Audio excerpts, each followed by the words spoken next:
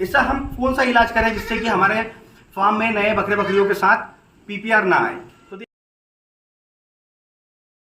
नमस्कार दोस्तों, स्वागत है आप सभी का हमारे अपने ओजस फार्म मध्य प्रदेश में।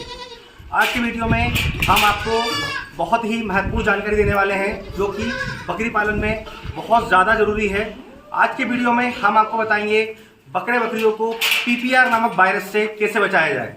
जैसा कि आपने अभी तक कहीं भी सुना होगा, कहीं भी देखा होगा, वीडियोस देखे होंगे लोगों के, जिसमें ये बताया गया है कि पीपीआर से जानवरों को कैसे बचाएं। पीपीआर जब जानवरों को हो जाता है तो उसका इलाज क्या करें। वैसे तो मैं आपको बता दूं कि पीपीआर का कोई इलाज नहीं है, क्योंकि ये एक तरह का वायरस है और इसकी वैक्सीन बनी हुई है, और जिस बीमारी की वैक्सीन बनती है उसका कोई इलाज नहीं होता है। एक सपोर्टिव इलाज हम कर सकते हैं जिससे कि हम हमारे जानवरों को मरने से बचा सकते हैं। पर आज की वीडियो में मैं आपको बताऊंगा कि बकरे बकरियों को मैं पीपीआर आने ही ना दें, कैसे ना आने दें, वो आपको स्टेप स्टेप वाइज बताऊंगा मैं आपको कि क्या क्या चीज़ें इस्तेमाल करनी चाहिए। क्योंकि अगर हम पीपीआर को आने नहीं देंगे तो हमें उसके इलाज करने की ज़रूरत नहीं पड़ेगी, जिससे कि हमें नुकसान नहीं होगा। क्योंकि पीपीआर आ जाता है उसके बाद मेडिसिन का खर्चा, जानवरों की मोर्टेलिटी, बहुत ज़्यादा नुकसान हो जाता है। इसलिए अपने फार्म में जो आज मैं आपको प्रैक्टिकल करके दिखाऊंगा वो आप भी करें, जिससे कि पीपीआर नाम का वायरस आपके फार्म के आसपास भी ना आ पाए। जी हाँ, तो चलते हैं वीडियो की ओर। मैं आपको दिखाता हूं कि हमें क्या क्या सावधानियां रखनी होती है बकरे बकरियों में, जिससे कि पीपीआर नामक वायरस हमारे बकरे बकरियों में ना आ पाए। मैं आपको दिखाऊंगा कि हमने कौन कौन से ऐसे प्रोडक्ट, ऐसी चीज़ें ली हैं जिससे कि हम अपने फार्म में इस्तेमाल करके पीपीआर से हमारे बकरे बकरियों को, हमारे जानवरों को बचा सकते हैं। तो देखिए आपके सामने कुछ चीज़ें हैं, जैसे कि पहला नंबर पर हमने लिया चापड़। आप सोचते हैं चापड़ से कैसे बचाएंगे पीपीआर से जानवरों को, तो ये भी बताऊंगा क्या करना है। दूसरा लिया हमने नॉर्मल पानी। तीसरा लिया है हमने रेस्टोबल। रेस्टोबल ये जो है ये एक तरह का इम्यूनिटी बूस्टर टॉनिक है, जो कि मेरा पिछला वीडियो है, इस पर आप देख सकते हैं। चौथा हमने लिया पीपी, पोटेशियम परमैंगनेट, जो कि लाल दवा है। अब करना क्या है आपको मैं स्टेप बाय स्टेप दिखाता हूँ।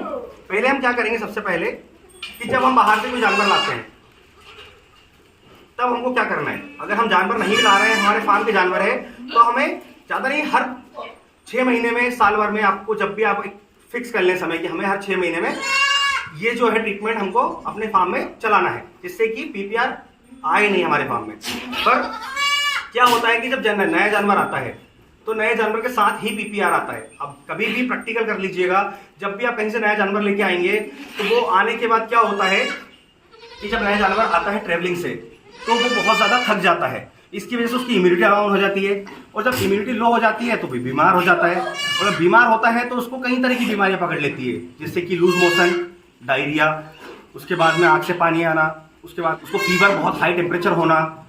इन सारी चीज़ों की वजह से क्या होता है कि उसके अंदर पीपीआर के सिम्टम्स आ जाते हैं, जिससे कि मुंह में दाने आ जाते हैं।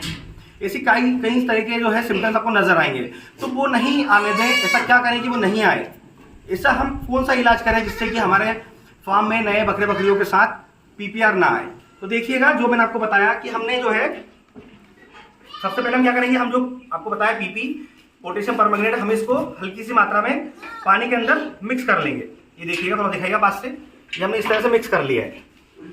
अब जब भी आप जानवर कहीं से लेकर आए तो क्या करना है, देखिएगा मैं आपको एक एग्जाम्पल दिखाता हूँ, आपको बकरी को करके दिखाऊंगा कि कैसे आपको इसे इस्तेमाल करना है। जब नया जानवर आता है तो आप उसे इस तरह से, सबसे पहले उसका, सभी जानवरों का मुंह अच्छे से डुबा दें।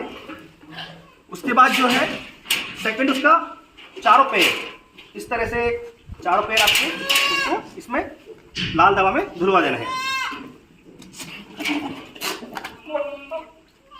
इस तरह से हम लोग जो है अपने बकरे बकरियों का लाल दवा से पहले मुंह और चारों पैर धुला दें। और अगर हो सके तो आप इस लाल दवा से एक कपड़े को जो है लेकर लाल दवा में गीला करके उसके पूरे शरीर पे हल्के हल्के हाथों से फेर सकते हैं, जिससे कि उसके शरीर में जितने भी वायरस, बैक्टीरिया होंगे सारे मर जाएंगे। दूसरा क्या करना है, ये है रेस्टोबल, जिसके बारे में आपसे बात कर रहा था। ये रेस्टोबल जो है इम्यूनिटी बूस्टर टॉनिक है। इसका जो काम है, शरीर के अंदर जब मल्टीविटामिन, मिनरल्स की कमी हो जाती है, जानवर थक जाता है, जानवर स्ट्रेस में होता है, तब आप इसे इस्तेमाल कर सकते हैं। जब जानवर आ जाए तो आप इसे 10 दिनों तक हर जानवर को 10 ml, छोटा जानवर है तो 5 ml, बड़ा जानवर है 10 ml। और अगर बात करें कि आपके बकरे बकरियां 50 किलो से ऊपर के हैं तो आप 20 ml भी आप इसे दे सकते हैं।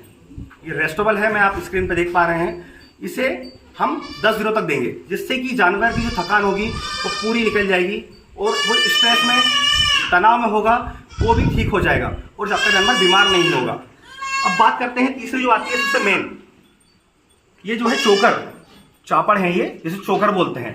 इसका सबसे बड़ा महत्व है, बकरे बकरियों में पीपीआर को आने ही नहीं देगा। इतने काम की चीज़ है ये चोकर जो है। आप इसे कैसे इस्तेमाल करना है ये देखिएगा, आपको इस्तेमाल कैसे करना है मैं दिखाता हूँ। सबसे बड़ा जो एक समस्या का पॉइंट होता है वो होता है कि बकरे बकरियाँ जब नए लेकर आए तो उन्हें क्या खिलाएं।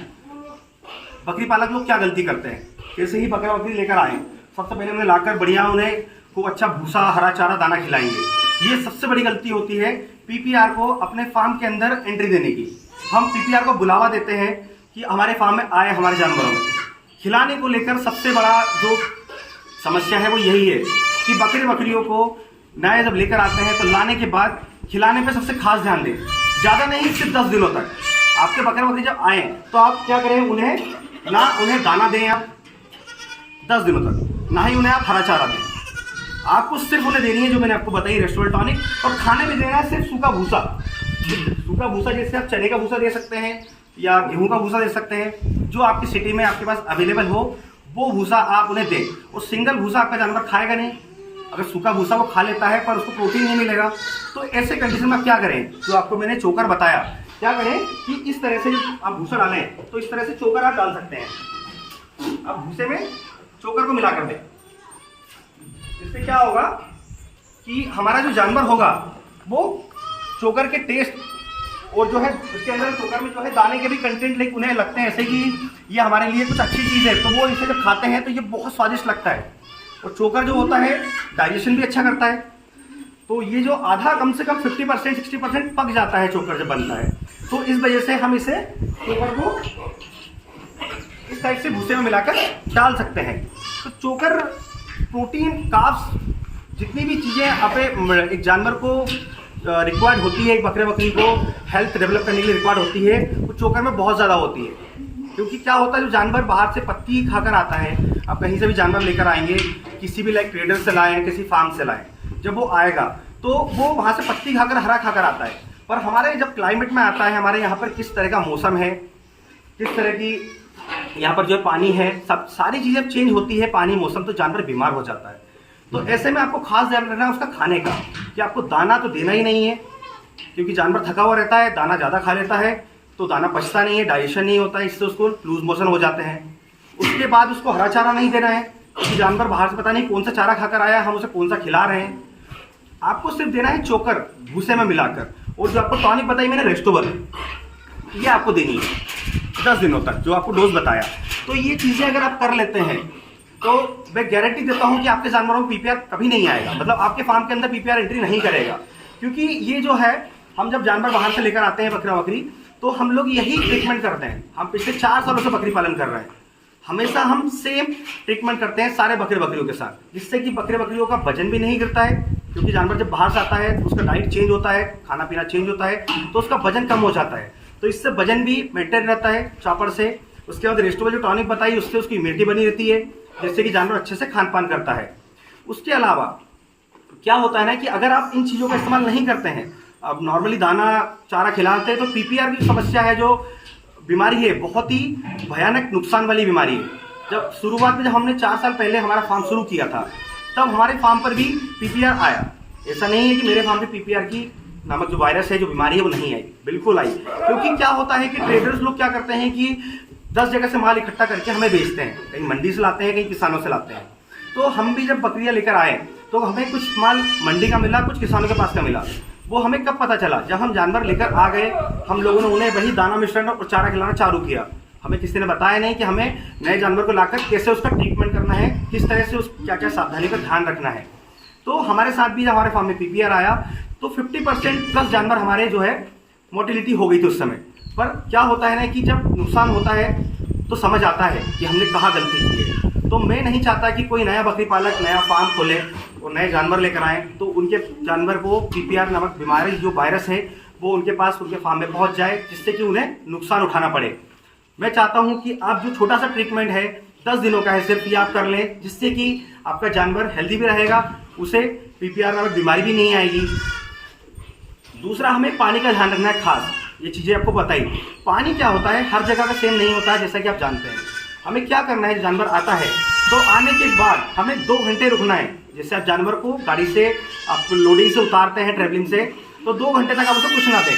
2 घंटे के बाद आप उसे गुड़ का पानी पिलाएं। जी हाँ, आप उसे गर्म पानी करें जिसमें गुड़ को डालें और उसे ठंडा करके आप जानवर को पिलाएं। उसके बाद आप डेली बेसिस पे 10 दिनों तक आपको जो पानी है नॉर्मल नहीं पिलाना है, आपको पानी गर्म करके उसे ठंडा करके फिर पिलाना है। क्या होगा कि पानी गर्म करने से जो हमारे यहाँ पर कुछ बैक्टीरिया जो पानी में होते हैं वो मर जाएंगे और जो पानी रहेगा वो एकदम से बैलेंस पानी बन जाएगा। क्योंकि आप वो कहीं से मीठा पानी या खारा पानी पीकर आई है, यहाँ पर हम पानी देंगे वो किस तरह का पानी है, तो हम उसे गर्म कर देंगे तो वो एक बैलेंस जो होता है, तो बैलेंस वाटर होता है वो बन जाएगा, जिससे कि हमें जानवरों को पिलाना है, जिससे कि उनकी पानी की पूर्ति भी होगी, डिहाइड्रेशन भी नहीं होगा और उनका डाइजेशन भी सही रहेगा। तो दोस्तों, जैसा कि मैंने आपको बताया आज के वीडियो में, पीपीआर से अगर आपको बचना है, अपने जानवरों को बचाना है, अपने फार्म को पीपीआर और वायरस को नहीं आने देना है फार्म के अंदर, तो आप एक बार जरूर आप इस ट्रीटमेंट को इस्तेमाल करके देखें। ज़्यादा नहीं, सिर्फ एक बार इन सारी चीज़ों को लेकर अपने जानवरों पर इस्तेमाल करके देखें, आप देखेंगे रिजल्ट कि पीपीआर जैसा वायरस आपके फार्म में एंट्री करेगा ही नहीं। तो दोस्तों, जब नया जानवर लाएं तो कुछ सावधानियाँ, कुछ दवाइयाँ, सारी चीज़ों का ध्यान रखना होता है। क्योंकि जब नया कोई नवयुवक, कोई किसान बकरी पालन शुरू करता है तो वो बहुत आगे का सोचकर अपना बिजनेस स्टार्ट करता है, तो आपके बिजनेस में लॉस ना हो, इसलिए मैं भी तरह तरह की चीज़ें, नेचुरल ट्रीटमेंट्स अपने चैनल के माध्यम से आप तक पहुंचाता हूं। तो दोस्तों, हमारी जानकारी आपको कैसे लगी जरूर बताएं और बकरी पालन से जुड़ी जानकारी के लिए हमारे चैनल से जुड़े रहें। अगर अभी तक आपने हमारे चैनल को सब्सक्राइब नहीं किया है तो हमारे चैनल को सब्सक्राइब कर लें, जिससे बकरी पालन से जुड़ी जानकारियाँ समय से आप तक मिलते रहे। मिलते हैं अगले वीडियो में नई जानकारी के साथ। धन्यवाद।